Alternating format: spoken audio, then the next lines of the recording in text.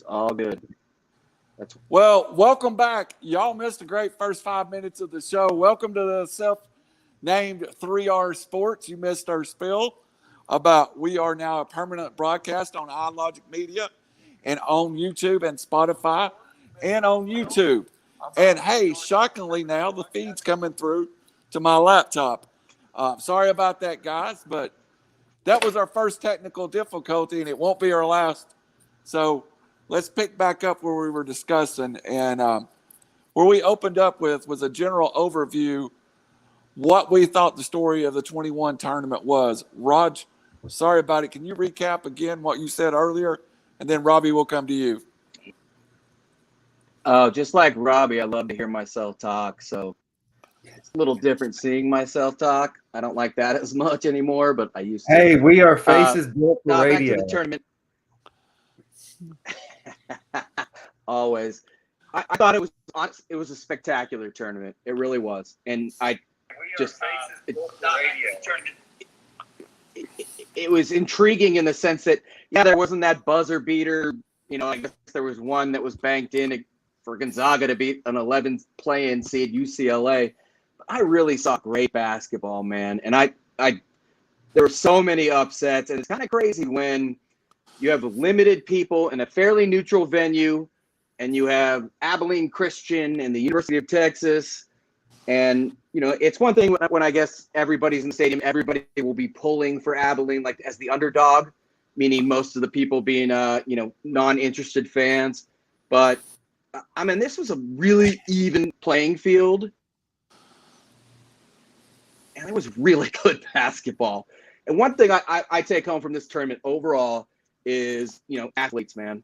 You can't sub athletes. You can't sub, like I said, USC went to the Elite Eight. I picked him to go there. I thought Oregon would beat Iowa based upon that because, I mean, we got dudes out there, like I say it all the time. But, SC I thought would expose Gonzaga a little bit more. I was shocked UCLA did. But by that point, you knew Baylor was just loaded with athletes. And it was on full display. It wasn't even close. Well, you did a very good job remembering what you said the first time, Roger. We may have to rehearse every time. It's great points. It was a great tournament. I really enjoyed it. Robbie, we'll get to the Gonzaga in a minute. Let's start with your overall impressions of the tournament. Yeah, well, let's hope I can remember what I said. Yeah. I think that, like I said, this tournament always has the intrigue of the nation. Because of gambling, because of brackets. But the level of basketball that was played, I think, is going to bring in some more fans to watch starting in November, December, January. And once conference play gets started, I mean, it is a great sport. All three of us obviously all agree, one of our favorite sports.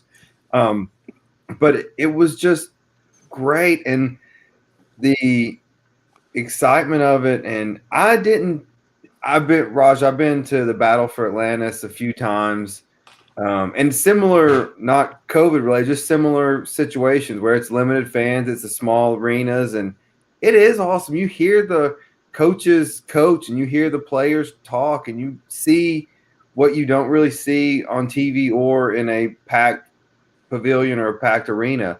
It's a unique standpoint. And I'm jealous you were able to go. I would have went, but it would have been a lot of money for one day.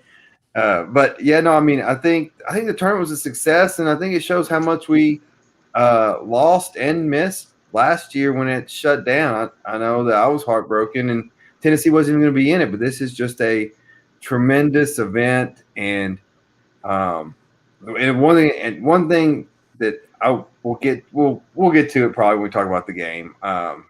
So I'll leave it there, and then we'll talk more. All right, so let me bring you my opinion, and then let's start discussing and breaking down some tournament. First of all, I sent you both. I thought the tournament was great, and I think it was a kind of tournament that probably built fandom because there were so many storylines.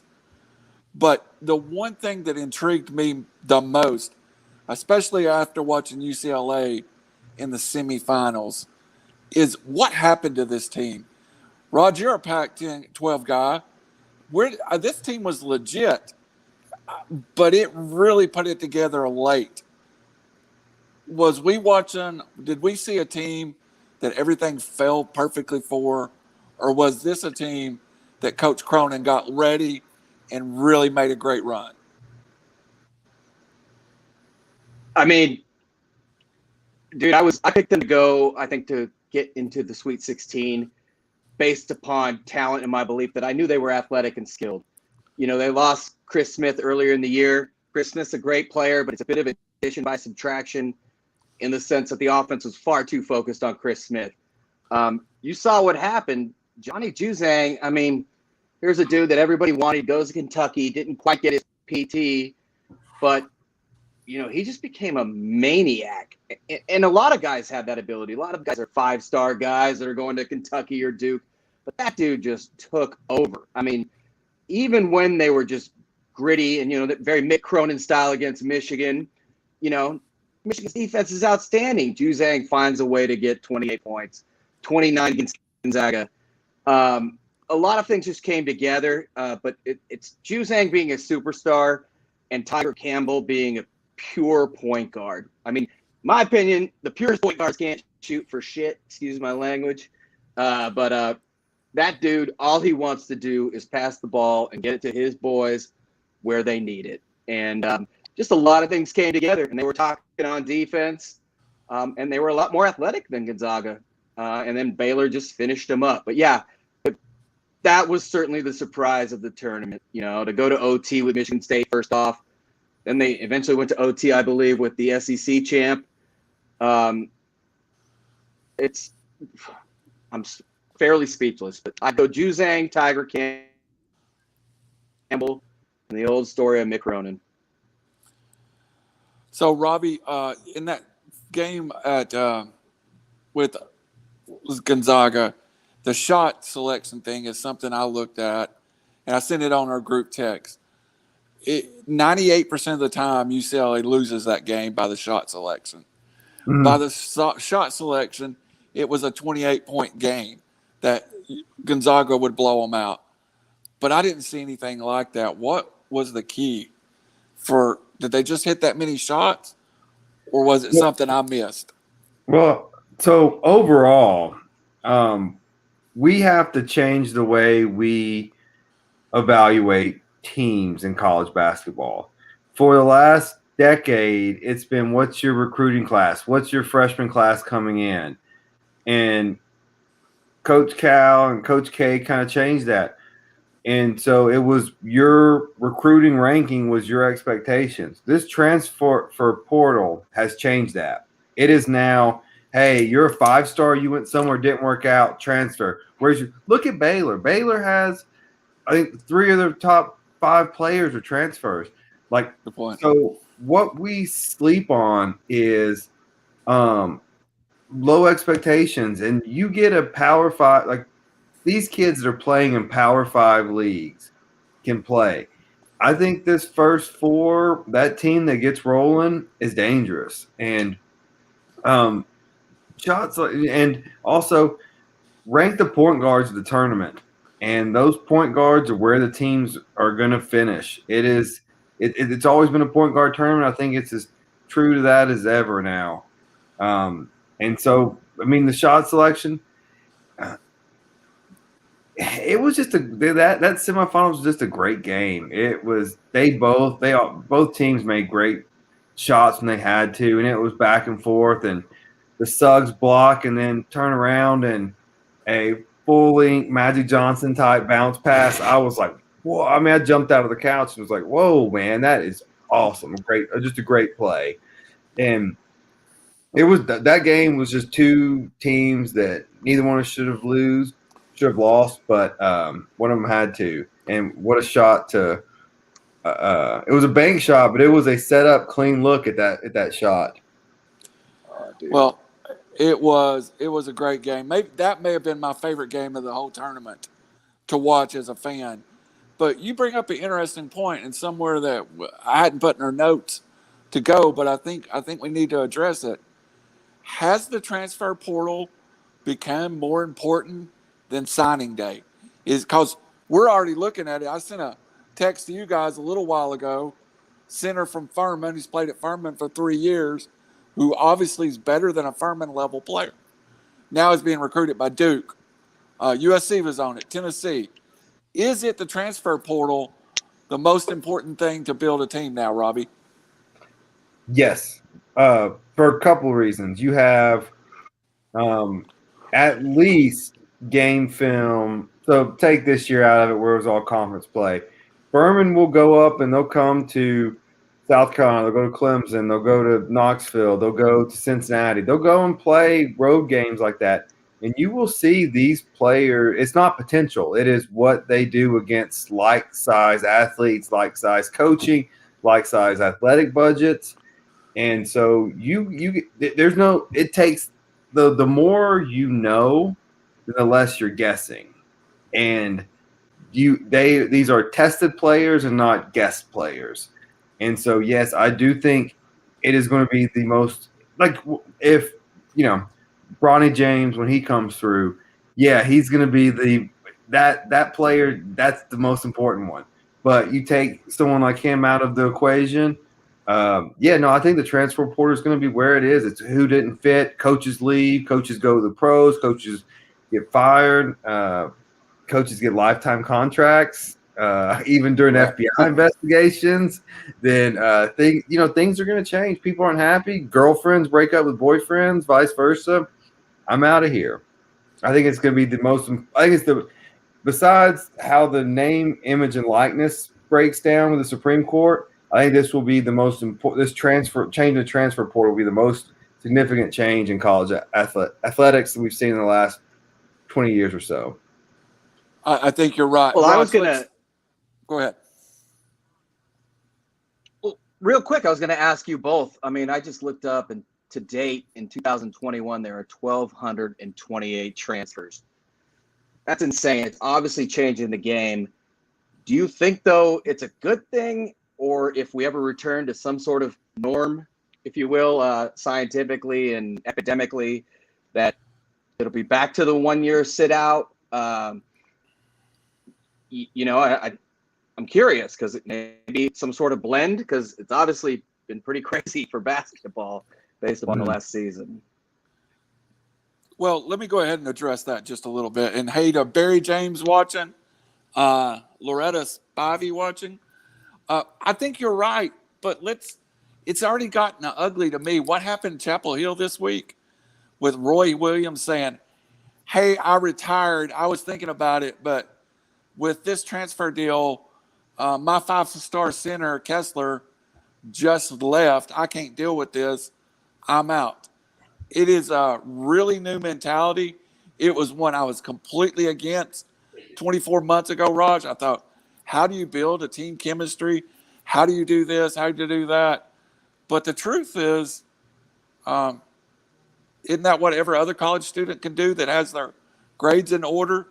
Move schools. So while I don't like it, I think it's the wave of the future, but there is upside.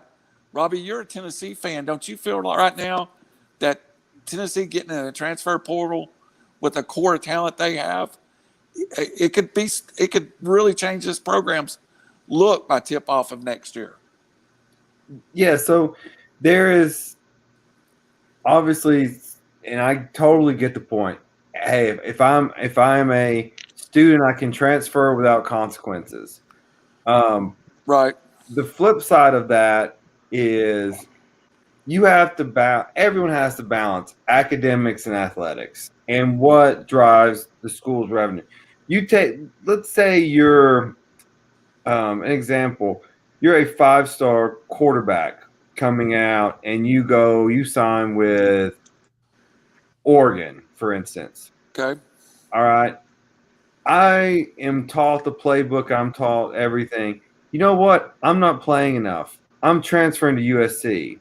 Well, now I bring every bit of playbook, all that. Not year 2. I'm not happy with USC. I'm transferring to UCLA. Again, I'm not happy. I'm transferring to Utah. You could have a player playing 4. I mean, there's programs that you can just keep going, and you spend 6 years in college playing 4 years. Like, that's an extreme example, but I think there is a lack of commitment that I don't like, and I don't know if it's just getting old man. Get off my lawn, but it's just I think there is like, hey, you sign up on a place, like you're signing there, you're playing for free, you're eating for free, training staff, everything. Yes, I am. Let me back up. I am firmly in the camp of athletes should be able to get paid off their name, image, and likeness. But I don't know if I like this free transfer portal, even though it may help Tennessee in 1 year. I think it's, hey, let's look big picture, not small picture. So to both of you, either one of you can answer, and we'll get off this subject. If they go back to a 1 year set out, does that change if it's open, you can move one time, but you have to set out 1 calendar year. Does that change your opinion of it? And I've got to think that would slow this incredibly down at this point. Raj? I mean, absolutely.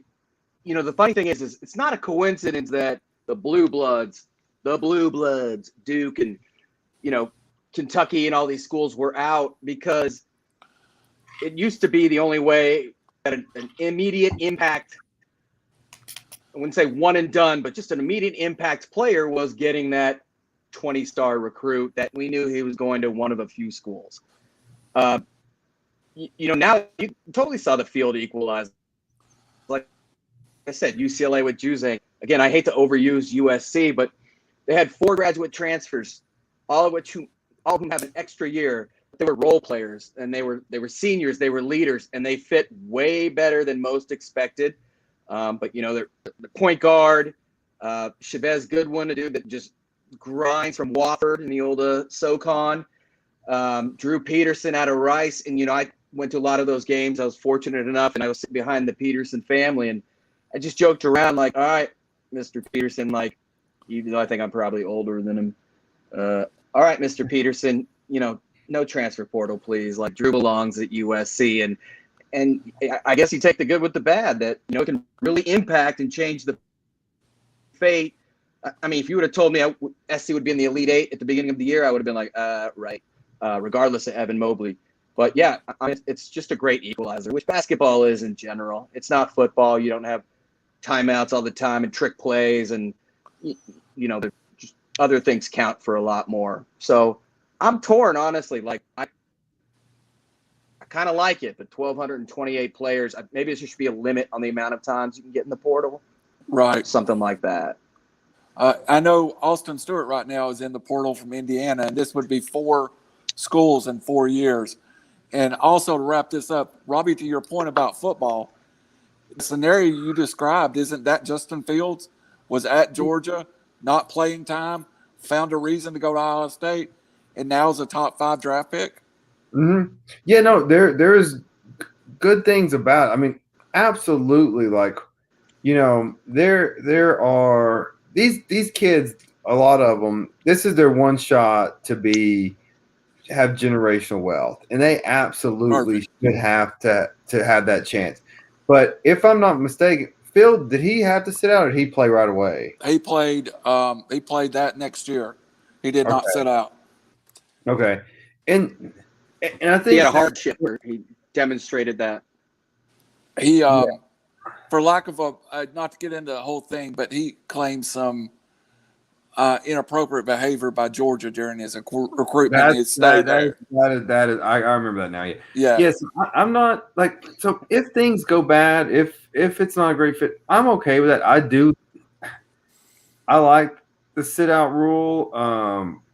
And in football, I really think it actually helps the player. Hell, Alabama's built a dynasty off of, you come here, you sit for 2 years, don't get hurt, don't put your body at risk. We'll play you the year, then you're draft eligible. Right. Basketball is a little different because you only have to sit out or only have to be 1 year removed from high school to go to the NBA. So it's a tough issue. I don't like what Raj brought up perfect. 1,200 kids in a transfer portal. It is free agency. on non-paid athletes that a lot's going wrong, and there's a lot under the table, and the NCAA, Barney Fife can't come to the party. I think that's a great point, and I think if you limit it, there's two ways, in my opinion, and we'll cover one more basketball subject. Again, you're watching 3R's Sports Report every Tuesday on iLogic Media, Spotify, Apple Podcasts. Where else could you see this for free? I think you make a great point, and I think both of you do. And I think either you need to set out a year or limit the number of transfers. Somehow they've got to be some consequence. If it's one time you can leave and be eligible immediately, I don't know that I have a problem with it. But when you start, go ahead. Oh, what about the schools being on the hook for it? If you have, let's take basketball because the numbers are smaller. You have 15 guys on a roster. Hey, if 2 enter the transfer portal, or let's say 3, you lose a scholarship the next year. Stop recruiting people that aren't fitting into your system. You have your academic side, you have your athletic side. So, and I'm just most familiar with Tennessee's roster. Ticket Gaines, Drew Pember, I like them both. Realistically, they were never going to play significant minutes in the SEC. Their bodies weren't big enough to bang, and it's so you recruited both of those guys to fill roster spots and to practice squads. Well, if you're recruiting them for practice squad reasons and you're giving them scholarships, maybe that's not the best use of how you need to do things. But I don't know. It's a tough question to answer. It is. I really love the subject, though, and I think it's something NCAA is going to have to dig into and clearly define. 1,200 is too much. Drew Pember as a kid, for example, I think transferring was absolutely the right move for him. Yes. Also the right move for the University of Tennessee. Yes. So, last subject of the basketball season, and we'll probably be a while before we get back to college basketball. After this great tournament, after everything, and again, Gonzaga comes up short. We discussed in text, and I really want to take a second and dig into this. What is Mark Few's legacy? Is Mark Few an elite coach now? Does he need to win a tournament to be the elite coach? I made the point, and Robbie liked it. I thought it was great. In my era, this is UNLV. Final Four top team every year, elite talent, but never wins the championship. What is Mark Few's legacy in basketball if he never coaches a game again? We'll start there with Mr. Robbie. So when this question was suggested, my first thought was, is he a great coach? Yes. I think he is a program builder. He has built something very rare and as sustainable as a mid-major can be. Then as I sat there and thought about it, my next thought jumped to Gino Auriemma. And what I mean by that was he's a fantastic coach also. Probably the greatest women's coach of all time. But he never did it at a different level. And so what I'm thinking of is in the monies that Mark Few, how would he compete into the bigger conferences? Taking nothing away, at least not trying to take anything away. You saw Chris Peterson in football dominated Boise, went to the Pac-12. He got the playoffs once, struggled, been kind of mediocre. It's a different level of day-to-day competition. Mark Few, he is dominant in the non-conference, but that's a Super Bowl here, Super Bowl there, Super Bowl there. It is not the daily grind. And so that's just where I jumped to was Gino and what do you do on the men's side? I assume he would because great coaching is great coaching, but that's where my mind first jumped to. Raj, do you find it ironic? And somehow it's beyond my level of thinking right now. But UNLV played in the WAC, played in the WCC. Is there something to that they can get through the tournament, but when you get to the Final Four, it's a level they hadn't seen all year? What do you think Few's legacy would be? I don't know. I hope he's not dead, or I hope he knows something the rest of us don't. No, I don't. I don't. To be determined, I would think. But no, I was stoked growing up out west, and the Big West was right there. It was the Big West first, and Long Beach State was there. And we would go to the tournament every year at the Long Beach Sports Arena, which is a huge dump. And just to see Stacey Augmon, Larry Johnson, Anderson Hunt, Cadillac Anderson, I mean, they were loaded. And this was before non-conference schedules are, the political strategic game that they are today, so to speak. And, which brings me to Gonzaga quickly. Gonzaga tries to play everybody because Few knows it's a fact. Yeah. They have to be tournament ready come tournament, and they're not in their division so they scheduled Baylor, but the pandemic and had other thoughts on that. UNLV did, those were great teams, and I may be biased. They had great players, half of whom went on the NBA for long careers. The year they were undefeated, they destroyed Duke, which didn't really hurt my feelings at all. I know they lost, or maybe one of the years when they were undefeated, they lost, but they did get their ring. And Tarkanian's legacy, I mean, what is it now? Is it about a towel? Is it about how dirty he could have been? Who knows? But it's kind of funny that you bring up Gonzaga in that sense, because this is a coach who's built his program on transfers and foreign international students. A lot of them sitting out a year. Everyone knows that Gonzaga is going to be good next year, but they probably won't win it all. And this year, I think most thought they would win it all, but same old, same old. So maybe it doesn't matter. Maybe he's just a bridesmaid, never the bride.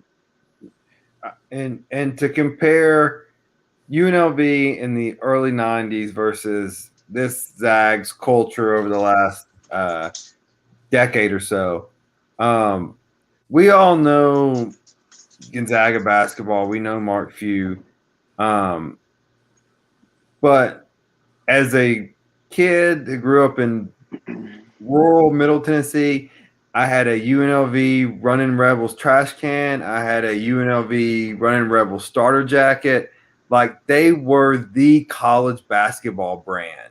They, to talk about legacy, UNLV was much more flamboyant and bigger. Like, they were just the bigger brand, whether they got there legitimately or illegitimately, and if that even matters. UNLV, they were the powerhouse, and the lights and the glamour, and that was who Showtime.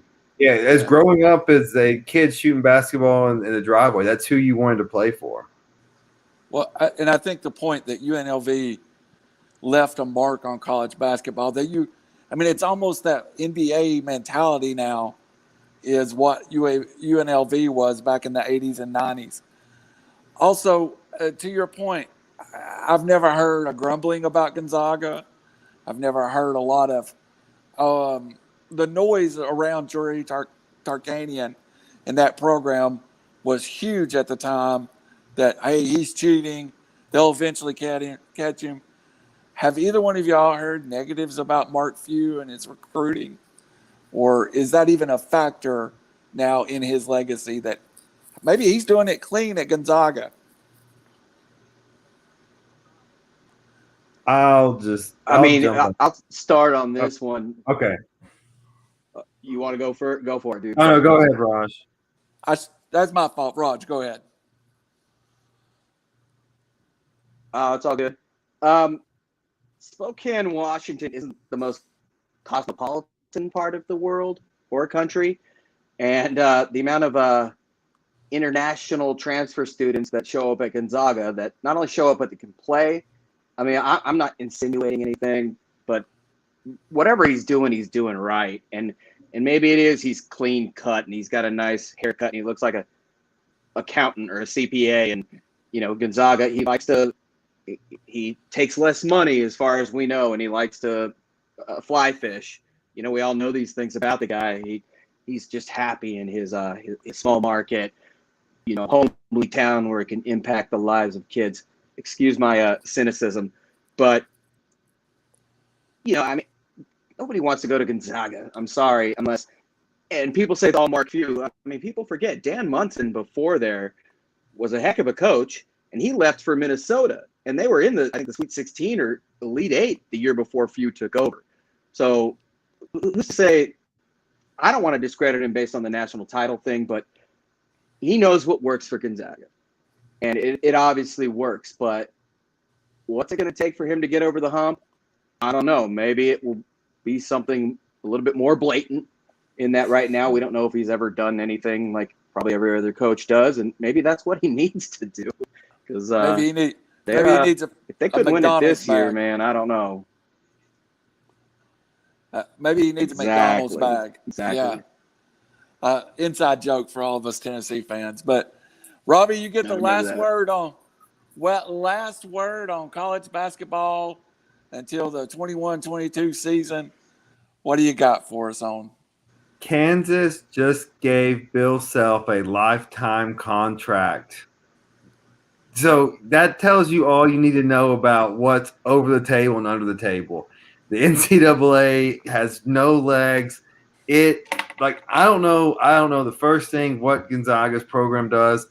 I know the FBI has been in multiple universities and they all have jobs still. Yeah. So John Wooden had NCAA problems. It's a dirty sport, and you know what? I like it. I love it. It is what it is. So some people love the Tour de France. You can't make an omelet without breaking some eggs. I don't think anybody's clean. I just don't. It's who's better at the behind the back rules. That's what it is. Our friend allegedly. That's some tourney speak there. Our boy Aaron Burt, of course, he says UNLV over Gonzaga. I think we all would be there now until they win the title. And I do think Gonzaga will eventually win a title. All right, let's shift gears kind of rapidly here, guys. This weekend, for me, the biggest golf tournament in the world. Some people like the British Open, some will like the U.S. Open, but it's Masters Week. Now, us, Robbie, you and I, we grew up, we're 4 hours from Augusta. It always might as well be a different country. It might as well. We never get there. I enter the lottery every year, and every year I do not win. But I love the Masters. What makes the Masters different than the U.S. Open or the British Open or the PGA? Why is it more common non-golf fans are as interested in the Masters every year? Go, Robbie, we'll fire up with you. Well, short answer is my wife cries every Sunday at the Masters whenever the person wins the trophy. She knows what it is. She knows, hey, this is the back nine at the Masters. She knows what Sunday means, and she sees the caddies, and she sees the green jacket come on. And she sees all this accomplishment. It's always the same. I told her when I was living in San Diego, I was lucky enough to play Torrey Pines about 2 weeks after the U.S. Open was there. And I told her, oh my gosh, honey, I played the course the U.S. Open was just on. She's like, what's the U.S. Open? But you tell, hey, it's Masters week. She knows. Everyone knows. It's the one consistent thing in golf. It's always the same place, always the same people, always the same networks. It's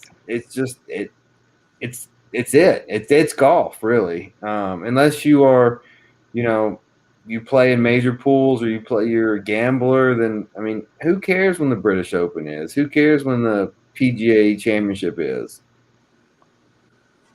Good point. And I cry every year too. So Allison's not. I do too. I'm a tough guy.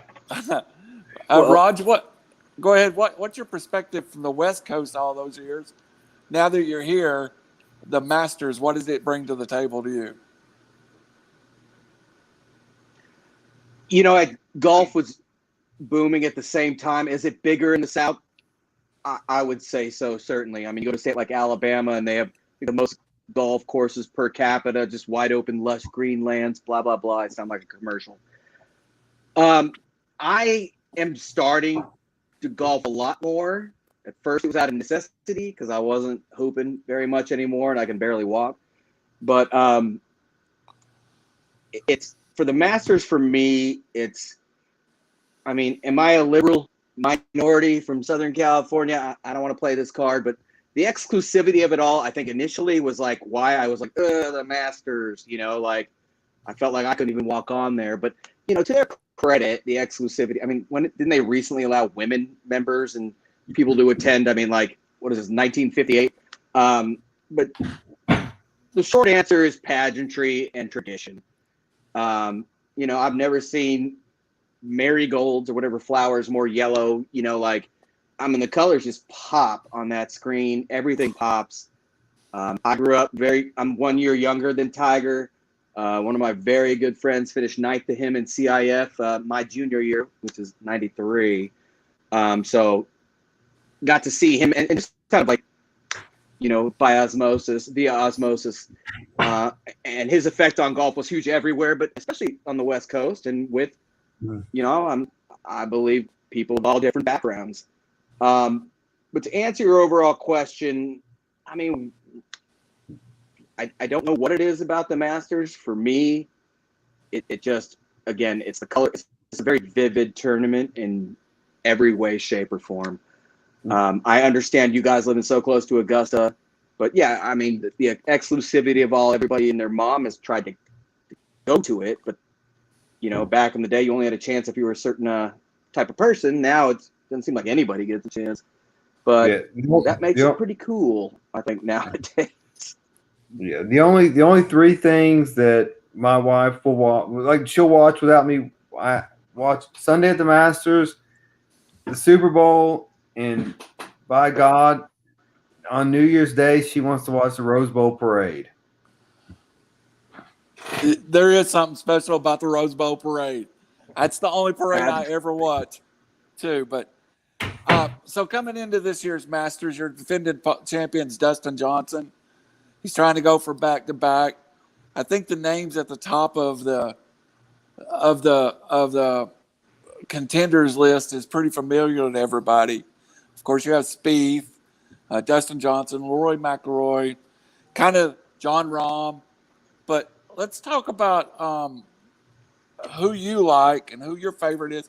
Who are you playing in your DraftKings? I don't know a lot about golf compared to other sports, but I do know I love to watch DeChambeau hit the ball. And if he's in that contingent, that final two or three groups on Sunday, I will be on ESPN where I can follow him shot by shot.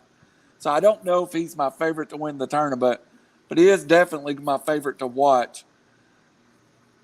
Robbie, who are you leaning to favoring, and how much wagering will you do on this event? Hey, thanks to Barry James, he was on Baylor first money line last night. I cleared a little bit of money last night, so I got some fresh Benjamins in the account. All well placed, well timed bets, right, Robbie? Well, I had a bunch of Benjamins go out of the account during the first part of the tournament, up until last night. The key is just always win your last bet and bet enough to cover all your previous. Gambling 101, kids. So you can lose it. So you can lose it in 1 week. That's right. So looking at the odds, even though he's not playing well, man, Brooks Koepka at 28-1. He knows this course. He can win it. That's probably where I'm putting some change on. I like DJ as the favorite, but it's golf, man. I just hate picking the favorites on because I think there's more value. I'd stay away from Rory just because he's got some mental issues going on with chasing DeChambeau. I don't think he's a favorite because he's a bit like GameStop. He's the flavor of the year, but you got to chip and putt at Augusta, and that's not his strong suit. So if it's me, I'll take Justin Thomas 11-1, and I will half that bet and take Koepka at 28-1. Oh wow, it's a pretty good strategy. Is that the only? Well, is that the only two you'll play all weekend, or will you make round bets during the tournament? You know me. I'll be betting live. Is this guy gonna get out of the sand trap? Thanks, Allison. We appreciate your patience. Rods, do you have any favorites going into the tournament? You know, and this kind of brought me to my point. First, when it comes to Rob and betting, I mean, he's an etch-a-sketch of opportunity and optimism. So God bless him for that. The amount of money I've seen that dude lose. It just keeps firing. Generally speaking, always, dude, and more power to you. And he keeps justifying as well, which as long as you can sleep at night, I'm the same way. Hey, wait, hold on. Somebody I heard this from somebody else, but he says, I used to want to rob a bank for all the money inside. Now I just want to rob a bank to get all my notes back.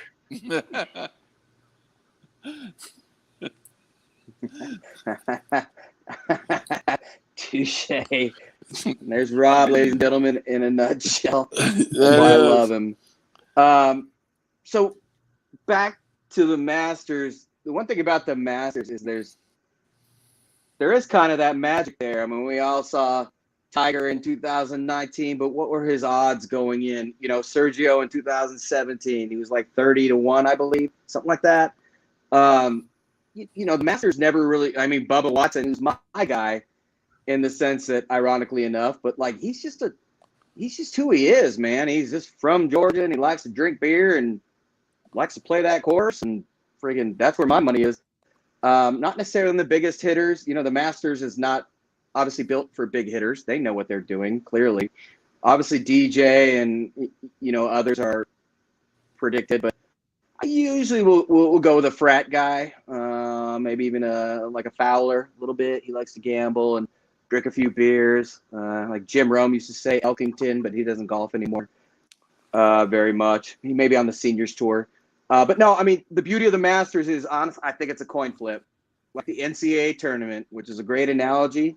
Thank you, moderator, because you brought that all around full circle.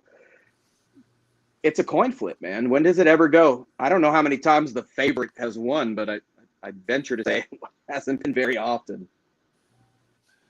So go ahead, Robbie. I was going to say, for all you Chattanooga folk listening, hometown Baylor grad Harris English is going off at 120-1. Here we go. He's got some talent. Well, 120-1. Now that'd be some long arms, but well, it's time out, Mr. Moderator. You're very passionate about golf. What do you love about the Masters, and who do you love? May I ask you a question? Counsel is permitted. Yeah, absolutely, and that's what this show should be. I'm rolling on COVID today, so COVID vaccine, so I'm a little out of it. I love the pageantry of the Masters. I got to work for a company a couple of years It's been, oh God, it's been 15 years now. But I worked for Club Car, indirectly for Club Car. And if you go down to the Masters, there'll be a lot of people walking around with Club Car badges on. And that's the one time I finally got in was on a Wednesday practice round. And I went just simply to say I went. And when I left that day, I found something I loved. And I think it's the pageantry. And I think CBS does a great job with telling the story that makes me cry every year. Personally, I'm a front runner on golf. I was a Jack Nicklaus guy. I'm a Tiger Woods guy. I really don't have a guy right now, but I mean, I do enjoy watching DeChambeau hit the ball. I do betting a little different.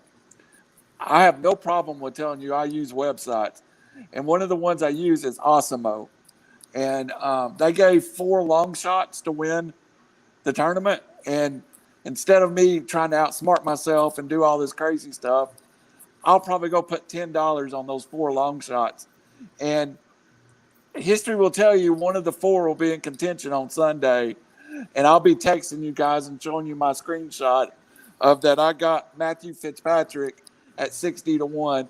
The one I really like, and I have trouble saying his name, but I read a great article today on him, was Colin Mockery. He's playing well. He's played well at the Masters. He's at 30-1 right now, and he is definitely somebody I'll put some money down on. I hope we're getting some money on that shout out for the website you use. Yeah, we're not, but we need to. Yeah, dude. I also use RotoWire. And I'll be the Californian here. Can I be the Californian here and name drop? Drop it. Actually, it's a Southern connection. It's a Southern connection. My wife's, I mean, I'm Indian, so we do our family lineations, if you will, differently, but I guess it's her 4th cousin's something or other. Just a great family. We disagree highly politically, but much respect to them. Long story short, I believe he's still Scotty Scheffler's caddy. My nice. wife's like 2nd or 3rd cousin. She was her name's Cassie, and she was a Dallas Ice Stars girl. So she ice skates in Texas, which is certainly an anomaly in its own right. Well, I guess before this year. But her husband is Scotty McGuinness, who I believe is Australian or Kiwi or whatnot. But very cool dude, from what I understand. He seems very chill. My father-in-law likes him, and he doesn't like a lot of people. But that's kind of my inside. But I believe if he's not Scotty Scheffler's caddy anymore, then I'll take that back. But yeah, Scotty McGuinness, he's a caddy. He recently won. I think Scheffler won something recently. So outside in, I'll throw a little bit on that. Which is the better job, backup quarterback in the NFL or caddy on the PGA Tour? That's got to be a close conversation right there. You're setting me up now, bro. Go ahead, Robbie. I would say backup quarterback in the NFL. Make a little more. But, well, and you just don't really do anything. And you just, heck, you can make a $25, $30 million career, if not more, holding a clipboard. If you get behind someone like Peyton Manning or Tom Brady who won't let you take practice snaps, you are literally just sitting there. And so, yeah, I'll take that. Matt Castle, I don't want to go down too crazy down this path, but Matt Castle was a tight end at USC and then initially a backup quarterback, but I don't believe he ever started a game, and he had like a 12-year career running the Patriots half the time, going 11-5, because I could have been the quarterback for them. But that's being a backup quarterback. And that's an interesting analogy. Are caddies people that are golfers that wanted to turn pro? I mean, not necessarily. I mean, there's a lot of, I believe, like psychology, chemistry, physics. What's the science of like reading grass? Not Dave Bachman Hick, or whatever that Dave sort of Hick thing. You know what I mean? We need Whatever Hicks that up there. is, they help. And yeah, dude. So long story short, it's a difficult comparison. But yeah, I'd be a backup quarterback of Steelers. Robbie, what are you going to do Sunday? Where you be? What's your tradition? And wrap us up on the golf segment. I will be, not my tradition, but I will be down at the beach. I'm leaving in the morning. I'm going down to the beach for the next 10 days or so, and a little spring vacation, clear the mind before we get back, courts open back up, and then get back into hopefully reality, work some. And then, so I will be watching it. Even though I'm vaccinated, I've got both shots. I'm good. I don't know if I'm ready for society yet. So I'll probably be watching it in the living room at our condo down in Panama City Beach. Yeah, fun. For some reason, I always order pizza on Masters Sunday and sit around and eat pizza and watch Masters all day. That's just kind of my little thing. But let's switch gears in the last. We're going to run along just a little bit, but let's switch gears for about 5 minutes. Let's talk a little bit about baseball season and opening up. I've had trouble getting into baseball season because I've been so wrapped up into March Madness. But one thing that jumped off the table to me, and I've watched, I think the first 3 games of the year, the Braves got swept. Raj, did the Braves need to go? Are they desperate for a front number 1 pitcher in Atlanta? No, it's a long game. They're going to be fine. As a Dodger fan who saw them in Game 7 of the NLCS, that team's built to win. My wife is a huge Braves fan. Same with her dad, and I tell them all the time, man, it's going to happen soon with that team. They've got a staple of young stud pitchers. They signed Charlie Morton, was a great sign, you know. If I'd knock on the Braves, it'd be the bullpen a little bit, and, you know, we don't know what we got in them, but, I mean, every year there's like, I think a couple of years ago, Pittsburgh started out like 15-1, and then something like that. I'm embellishing, but then ended up like 15-1,000. So it's early. They'll be fine. They're the best team in the National League East, and I have no dog in that fight. But yeah, they didn't really tear the cover off the ball, but they're going to be fine. They will be fine. Well, to your point, the Braves gave up 1 in the 8th and 1 in the 9th to lose today after leading late into innings. Robbie, I know you're not a huge baseball fan, but you've been following it a little closer. And I think, first off, my question is going to be off the wall. Does DraftKings being allowed in Tennessee make you watch baseball more now than you did in the past? Oh yes. So to be on, so Hell full yeah. disclosure, you sent us some baseball topics. I had to Google every single one of them. And so I will. Yes, this will be the most knowledgeable season I've had in baseball because of gambling in Tennessee being legal. And so Major League Baseball, if you get wind of this, push all legislatures in all states to legalize gambling, and it will increase your interest in your sport. And so, yes, so I will now transition to baseball, and I will learn some of these players are. The times I am in Vegas or Tahoe or anywhere that is gambling, I'm a Moneyball gambler. Just the names don't matter. I'm just looking at the ERAs and the batting averages against. So I don't get How can you biased. lose? That's right. Trust the process. Hey, I do the same, man. I watch the Braves. I don't know that I necessarily am a baseball fan. Like my friend Dennis Swaney, he would record baseball games all day, then go home at night and watch them. But I do the same thing because of DraftKings. So, but I have found myself the last couple of years getting more into baseball. But that is about the quality of talent I think that's in the majors like right now.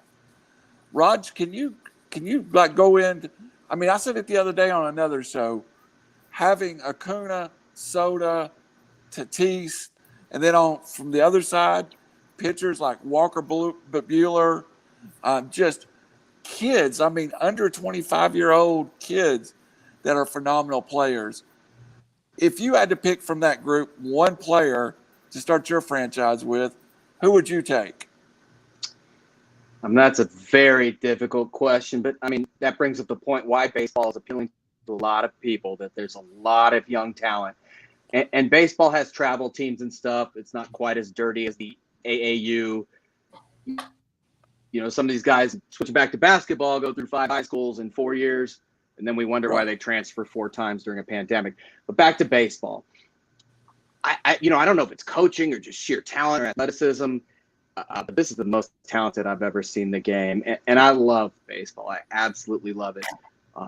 Dollar bills, y'all. Millions of reasons. Dollar bills. Nah, dude, I loved it when I was a kid before I was even selling rock. I'm just kidding. Yeah. I'm just saying the talent's increasing because the money's increasing. Yeah. There's always been an emphasis internationally for some people. That's, in the Dominican and other areas. That could be the only way out. But to answer Randall's question, Tatis he's pretty cool, man. I think he's a good player, and I hope he's okay. Even though I'm a Dodger fan, I don't know if he's dislocated or subluxed his shoulder and he's getting an MRI, which can't be good. It looked very. Juan Soto is like 8. Tatis' injury looked very bad. It looked like something that could affect a career. Let's hope not. But go ahead with your point about Juan Soto. Well, as a Dodger fan, I want to beat the Padres straight up. I want to beat the Braves with Albies, who I think is pretty good, but Acuna is wow. So I would go either Acuna Jr. or Juan Soto personally, with Tatis trailing slightly behind. I know my Dodgers got a ton of dudes, but we also got Mookie, so we don't have to worry about kids as much anymore because Mookie is the best. Thank you, Boston. And still under 30. So still under 30. So is Mike Trout under 30. Robbie, how about you? Still under In your research today, who did you come up with? I Googled the best players in Major League Baseball, and just so you know, it was Fernando, Freddie Freeman, DeGrom, Jarrett Cole, Acuna, Soto, Mookie Betts, and Trout. Which I don't know much about baseball, but I would assume Trout's probably up to number 1. It's Garrett Cole, not Jarrett. Garrett Cole. Oh, okay. What did I say? It's a subtle pronunciation key. No, you said Jarrett, which is it's just the pronunciation thing. I just wanted to let you know. I'll figure this out as we go. Apologies. Continue. Hey, do you know he plays for the New York Yankees? So I just learned that out today. This is the best segment in this show's history. Well, so let me just ask you guys this, and because I'm just a proponent of you don't go up against, like, if I don't go up against Amazon. Like, I just don't believe in that. Like, I think, and this is I'm probably the only NASCAR fan here, or maybe Randall is maybe also. Like, I love NASCAR for the first 4 months of the season, then the NFL starts, and I couldn't tell you who ever wins the championship. And for me, baseball has that same problem as they run into the NFL, and like, I just don't know why these sports don't. I know it's tradition, I know it's history, but man, if I could avoid the NFL, I would. And I would stop. If you could have the World Series at the end of August, man, that would bring so much more attention to the sport. Am I wrong? Am I wrong? That's just my belief. I don't know if y'all agree or disagree. We've never really talked about it, but that's just how I've always felt. I fire up for baseball. Like right now, I'm on fire for baseball. And I will burn out somewhere along the year. And then I'll slowly go from watching every game to just watching the Braves. When it comes September, though, I have to admit my attention wanes a lot. Yeah, I'm able to get it back in October because I love playoff baseball. But there's about a month or month and a half of the baseball season that is just dead to me. Well, I guess at the very least, do not play playoff games on Saturday, Sunday, and Monday during football season. Like, don't go up against college and the NFL. Like, space it out and just play on Tuesdays, Wednesdays, Fridays, and get the audience. Now, I will give I you agree. I give you that too. But baseball is different in different parts of the country. I have a lot of friends up in Michigan. I work for a company up there, and I don't think of the Detroit Tigers as a popular franchise. You've never been a Detroit Lions fan. Yeah, these people in Michigan they're the D. They're huge. Yeah, they're huge. obsessed with the Tigers. I mean, more than the Lions, more than the Pistons. Well, These people. Good God, yeah, the Lions suck. Yeah, that's a point too. How about out west, Roger? Where does baseball rank in the sports hierarchy? Very high. And I think it's like yourself, Randall, it always helps to have a team you associate with, whether you're from the area, you love a player or whatnot, always having a dog in the fight. I remember, going to Dodger games throughout my life, even though the Angels were closer in Orange County, but yeah, we don't do Orange County when it comes to baseball. It always having that dog in the fight is great. It's also a big market team. So I can't even remember when they were not relevant per se, but that's not what baseball is to me. It's 162 games. It's a long season. It's going to I think it does interact with all four sports. It does. If I'm not mistaken, at some or another. And I mean, it means the world to me. It's a point of pride. It's a game I love. It reminds me of times good in the past, right now, summer, etc. Is the season a bit excessive and long? Yes. Does baseball have a massive marketing issue? Always. I remember this a few years ago, but with African Americans in Philadelphia, they asked kids on a schoolyard and playground, who is this? And they showed them Ryan Howard's picture, African American first baseman for Philly, and most kids didn't know, but they knew Lou Williams, who at the time was the Sixers' sixth man. And now Lou, this is like 8-10 years ago. Now Lou Williams, most people know him, but they don't do themselves any favors, like these playoff games and the scheduling and it could be a lot more fan friendly, but it's not. So I hate that it's either like I grew up with baseball and I love it, or I didn't. And it shouldn't be that way. It should be an activity, a sport, especially right now when we all could use some sort of positive, competitive outlet. And I did grow up with baseball. Make it just user friendly, if you will. Yeah, I grew up with baseball. I just lost it over the years. Like, I remember the Braves, Ron Gant, Justice, God, who was the shortstop, and then Terry Pendleton was on third. I mean, there were some Maddox, Burkall. Yeah, they were. I mean, I grew up with them, and then I loved King Griffey Jr. and it's just slipped away over the years. And not that I'm not a sports fan. I watch everything. I just can't get into it. Maybe gambling will help. Let me tell you, it does help. I'm just go ahead and tell you. I'm reading a book currently, and for me to read that says something, But I agree with you. I agree with both of you. For me, baseball became irrelevant at one point.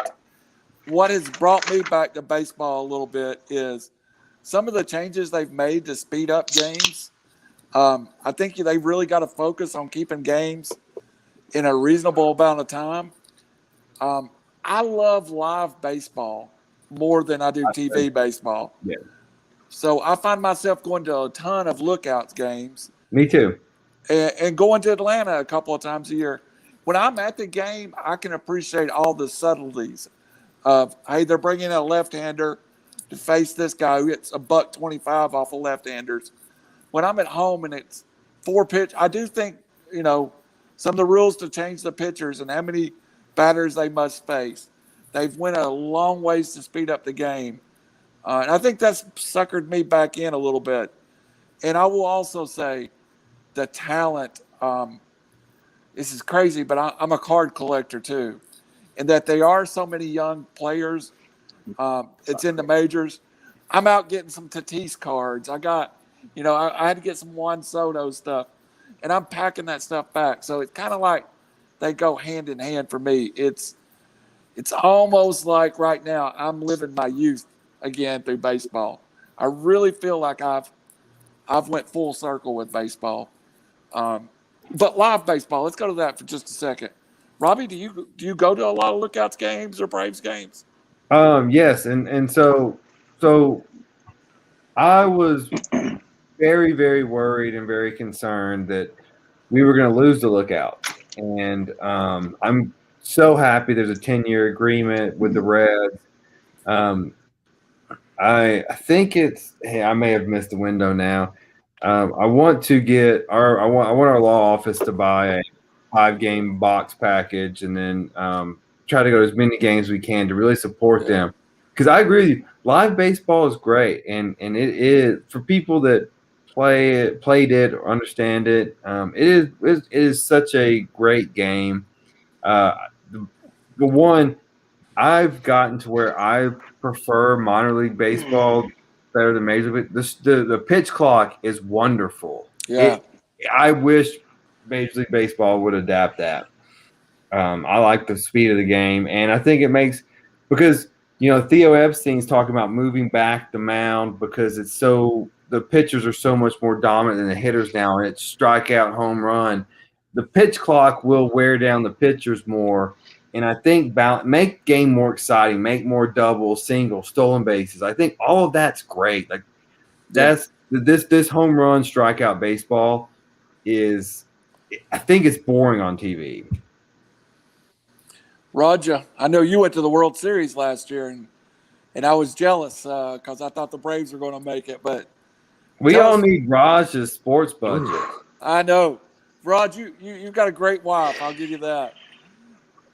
What do you like about she's baseball? the best. Raj also has a lot of friends that hook him up, and he doesn't deserve it, including my boy Craig Sandici with the Dodgers. Respect.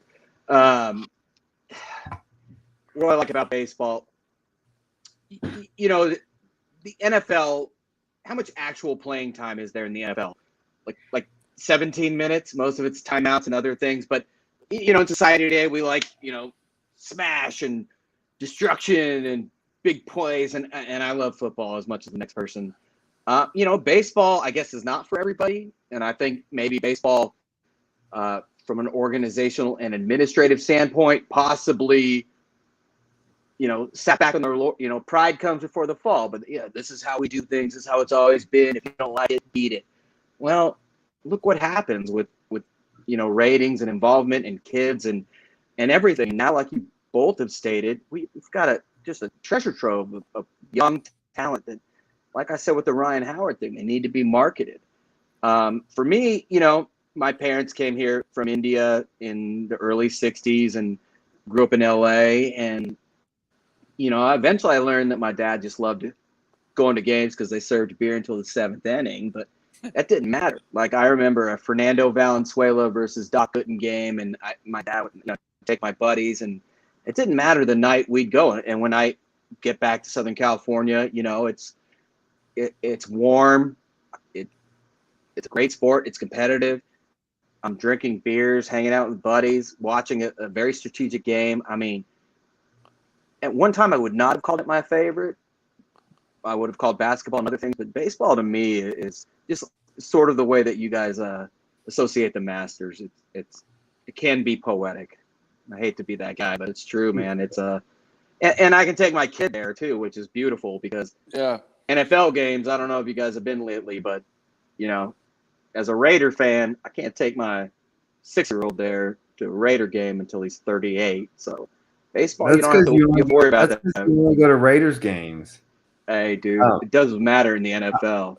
I will just piggyback on the marketing problem that MLB has. Y'all said Mike Trout's under 30 or close to 30. And they say he's the next or closest to Mickey Mantle. Yes. I'm not sure I've ever seen Mike Trout play a baseball game. And that is exactly what the problem is. People don't know about these guys. I don't go out to watch, but I'll watch the ESPN Sunday Night Game, and I'll turn the Braves on, and I'll watch it. But I'm not sure I've ever seen Mike Trout play. That's crazy. There's All a right, combination guys. of factors there, real quick. Oh, sorry, are we closing up?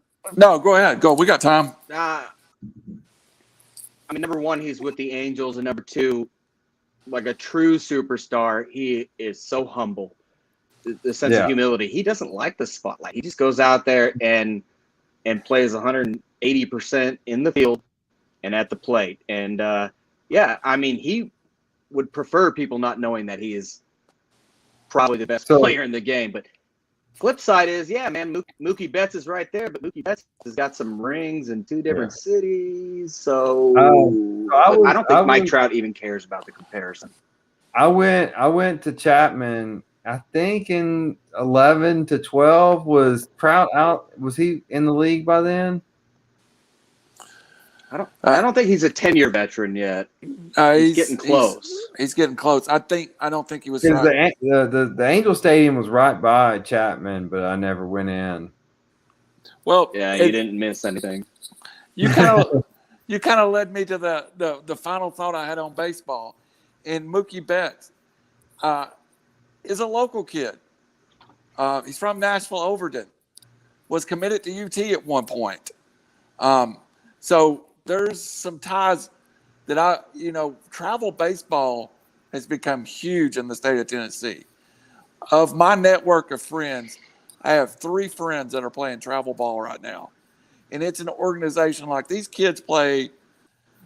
They'll play in Atlanta one weekend. They'll play in Gatlinburg the next one, and maybe Asheville the next one. It takes a real commitment from a family to play travel ball.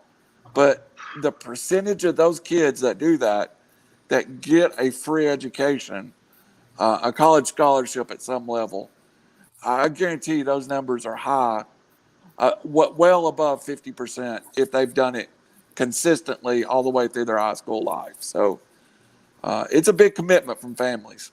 I've got some. I'm scouting some softball players in San Diego for future Lady Vols. Good. We need I some. don't know if I can name names. That doesn't sound good, Rob. That does not sound good, Rob.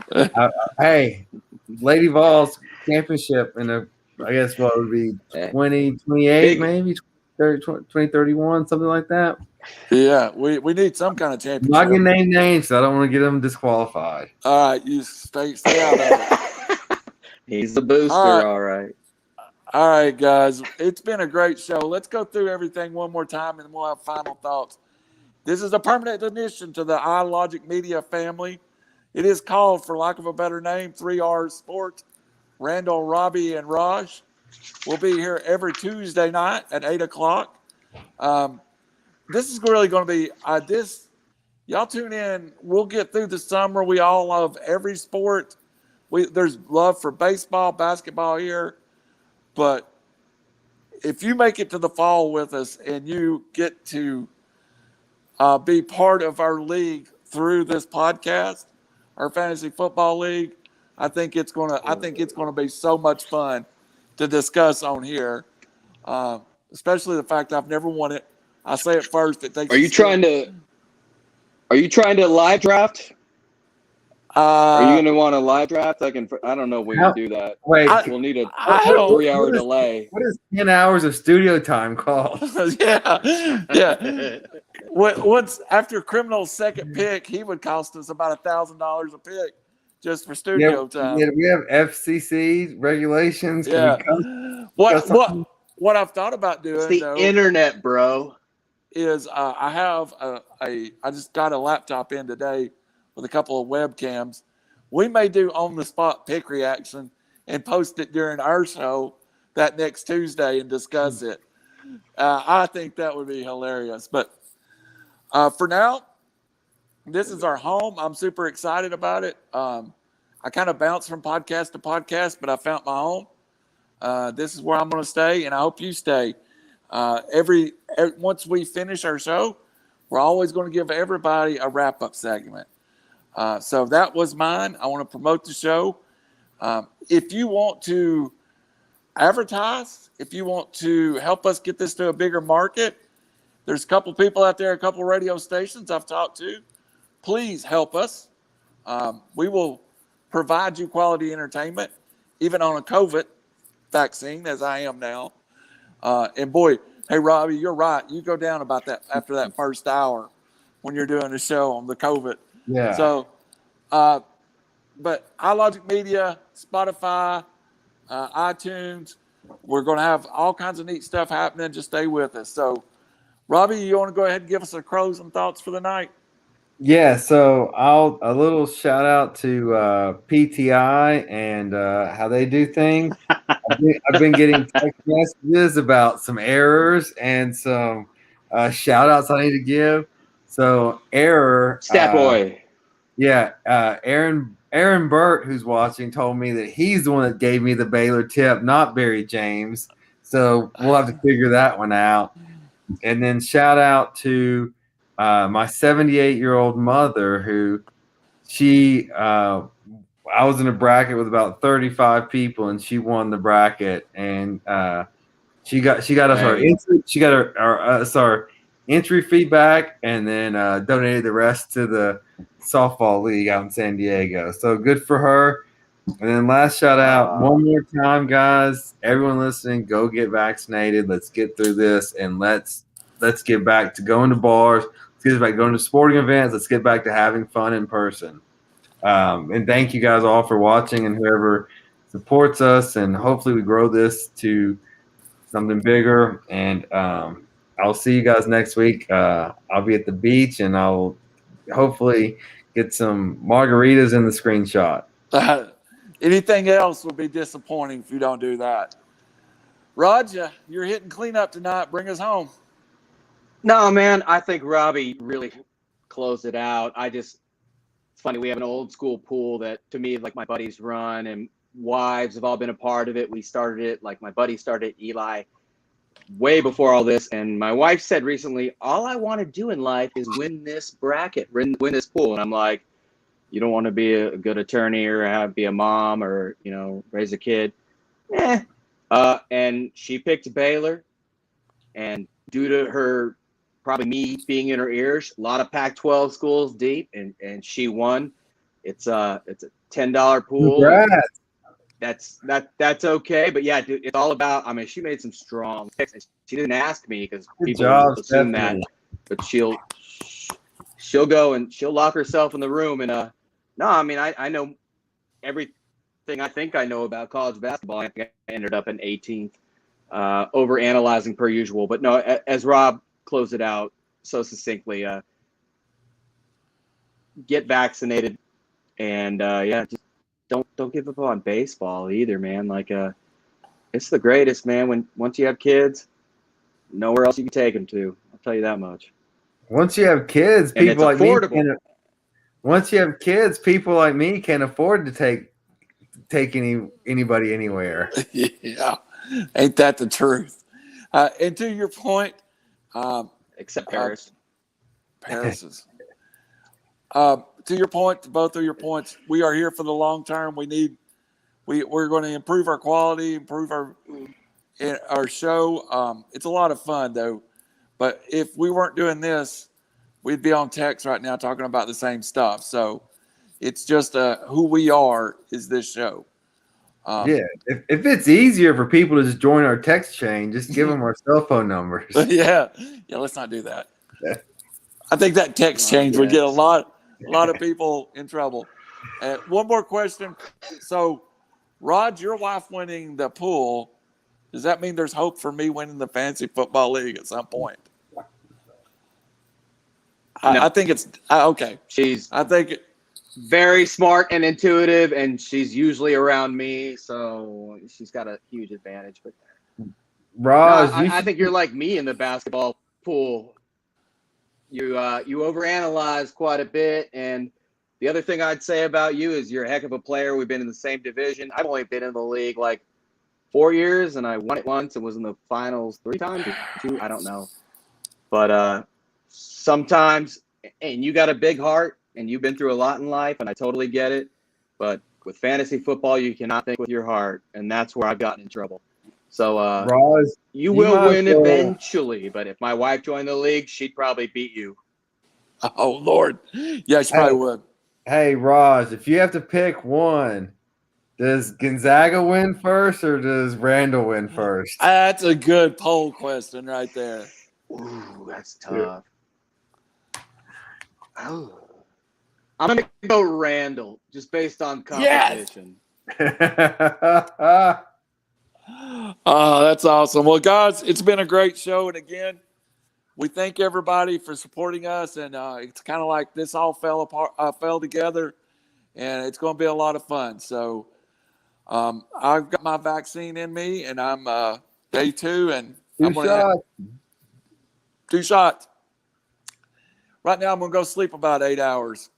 So I appreciate everybody, and we will see you next week, 8 o'clock. Robbie on the beach and Raj in his den. Thank y'all. Thanks, everybody.